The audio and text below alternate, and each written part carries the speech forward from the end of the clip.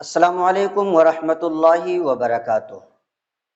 ایک کلپ آپ کے سامنے چلائی جا رہی ہے، پہلے آپ اس کو سنیں اور یہ سمجھیں کہ کیا اہل سنت والجماعت کے جلسوں کا یہی حال ہونا چاہیے اور جلسوں میں یہی سب ہونی چاہیے۔ پہلے ہم کلپ سن لیتے ہیں اور اس کے بعد پھر اپنا تبصرہ اس پر میں آپ کے سامنے رکھوں گا۔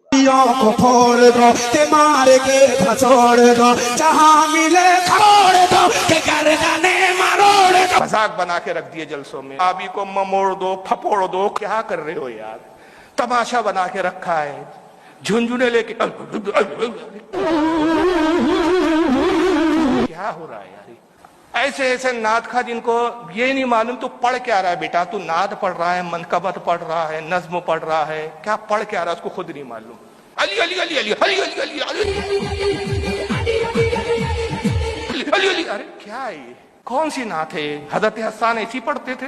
رسول اللہ کی بارگاہ میں صحابہ ایسی نعت پڑھتے تھے؟ بتا دو، میں غلامی کر لوں گا تمہاری۔ امام بخاری لکھتے ہیں کہ حضور کی بارگاہ میں صحابہ کیسے بیٹھتے تھے؟ بخاری میں لکھا کہ حضور کی بارگاہ میں صحابہ ایسے بیٹھتے جیسے لکڑی کے خشک یعنی سوکھے ہوئے تنے کہ ان کے جسموں پہ پرندے بیٹھ جاتے، ان کو خبر نہیں ہوتی تھی۔ کہتے ہو حضور بزم میں آتے ہیں، حضور بزم میں تشریف لاتے۔ اب خبیث تیرا عقیدہ ہے حضور بزم میں آتے اور تو بھاڑ پنے کر رہا ہے، وہاں نوٹنکی کر رہا ہے۔ نوٹ و امیر کبیر عیاش کہاں سے کماتے، 2 نمبر کی کمائیاں معلوم نہیں، دکھاوے کے لیے جب نوٹ کرتے تھے ایسے پھینکتے، ایسا لگتا ہے یہ نعت خوانی نہیں ہوئی، مجرا ہو رہا ہے، منی بائی کا رقص ہو رہا ہے، یہ نوٹ یوں یوں یوں۔ کیا تماشے ہے یہ؟ خدا کی قسم رسول تو بہت بڑی بارگاہ اعلیٰ حضرت ہوتے ہیں نا، اس بدم میں اتنے جوتے مارتے کہ سر کا ایک بال نہیں بچتا تمہارا۔ ناظرین محترم، ابھی آپ نے دیکھا کہ یہ کس کس طریقے سے اشعار پڑھتے ہیں۔ محفل میلاد سجائی جاتی ہے اور اس میں پھر وہابیوں کو پھوڑ دو، نجدیوں کو گھسوڑ دو، یہ کر دو وہ کر دو، اور ایسے ایسے انداز میں کہ ایسا لگتا ہے کہ یہ نعت پڑھنے کے لیے نہیں آئے ہوئے ہیں بلکہ اسٹیجوں پر ناچنے کے لیے آئے ہوئے ہیں۔ ایسے شعراء کو اور ایسے تمام خطیبوں کو، ایسے پیشہ ور تمام مقرروں کو چاہیے کہ وہ آج ہی سدھر جائیں، ورنہ اگر ان کے دل میں یہ نیت ہوتی ہے کہ ہم دنیا میں رہ کر کے نعت رسول پڑھتے ہیں، مجلسوں میں جاتے ہیں تو اللہ تبارک و تعالی ہمیں اس کا بدلہ عطا فرمائے گا، تو اس بارے میں بھول جائیں۔ اس لیے کہ جب صحابہ کرام نبی کریم صلی اللہ تعالی علیہ وسلم کی بارگاہ میں حاضر ہوا کرتے تھے تو اللہ رب العزت کے اس فرمان یا ایھا الذین آمنوا لا ترفعوا اصواتکم فوق صوت النبی، کہ اے ایمان والو نبی کریم صلی اللہ تعالی علیہ وسلم کے پاس اپنی آوازوں کو بلند نہ کرو۔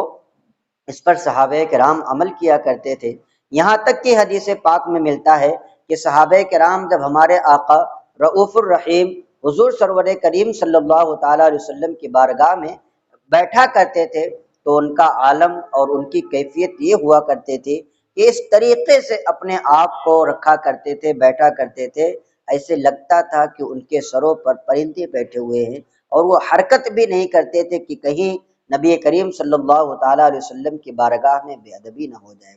اہل سنت والجماعت کا عقیدہ ہے کہ نبی کریم صلی اللہ تعالیٰ علیہ وسلم محفل میلاد میں آتے ہیں، اور جب نبی کریم صلی اللہ تعالیٰ علیہ وسلم محفل میلاد میں آتے ہیں تو کیا ہمارا تقاضا یہی بنتا ہے کہ ہم نبی کریم صلی اللہ تعالیٰ علیہ وسلم کے سامنے اس طرح کے بیہودہ حرکتیں اور اس طرح کی بکواس باتیں کریں؟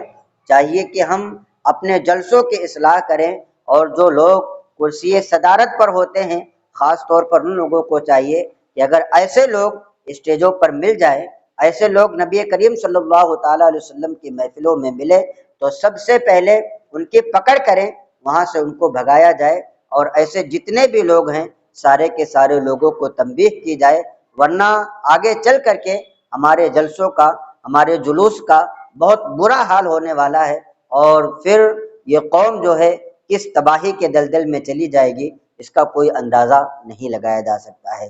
اس لیے آپ تمامی حضرات سے گزارش ہے کہ اگر آپ اپنے سربراہی میں، اپنی صدارت میں، یا اپنے گاؤں میں، اپنے شہر میں کہیں پر جلسہ کروا رہے ہیں تو ایسے گویہ لوگوں کو اور ایسے اس طریقے سے اچھل کود کرنے والوں کو بالکل اپنے اسٹیجوں پر آنے کی اجازت نہ دیں۔ جو اچھے طریقے سے بہت ہی مخلصانہ انداز میں نبی کریم صلی اللہ تعالیٰ علیہ وسلم کے بارگاہ میں نعت پاک پڑھتے ہیں، یا اپنی تقریروں میں وہ حرکتیں نہیں کرتے ہیں بلکہ سیدھی سیدھی آپ کو باتیں بتاتے ہیں، ایسے لوگوں کو آپ بلائیں تاکہ قوم کی اصلاح ہو سکے۔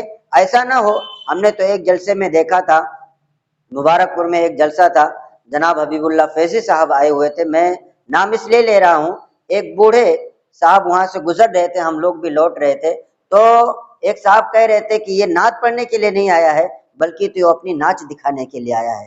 اللہ اکبر! ہمیں شرم بھی آئی کہ ہم مدرسے کے طلباء ہیں اور ہمارے سامنے ہی اس طریقے کی باتیں کہہ رہا ہے، لیکن حقیقت تھی، اس لیے ہم نے ان کو کچھ نہیں کہا اور ہم اپنا راستہ لیتے ہوئے مدرسے کو پہنچ گئے۔ لہٰذا آپ تمامی حضرات سے گزارش ہے کہ اس طرح کی چیزوں سے اپنے جلسے جلوس کو پاک رکھیں۔